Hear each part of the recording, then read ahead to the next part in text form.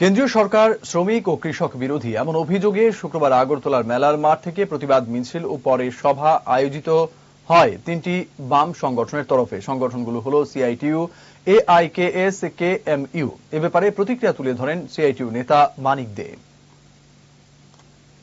Budget আমরা দেখেছি, এই ধরনের বাজেট আমাদের এবারে এটা সবচেয়ে খারাপ বাজেট বলা যায়। আমজনতার জন্য জিরো বলা যায়, কিচ্ছু নেই আমজনতার জন্য। বরঞ্চ যেই সমস্ত সিস্টেমগুলি বিশেষ করে পরিষেবা ক্ষেত্রে খাদ্য সরবরাহ টাকা কমিয়ে দিয়েছেন, শিশুদের খাদ্য টাকা কমিয়ে দিয়েছেন, তারপর শ্রমজীবীদের যে কাজ দেখাতে টাকা কমিয়েছেন, গ্রামোন্নয়ন টাকা কমিয়েছেন।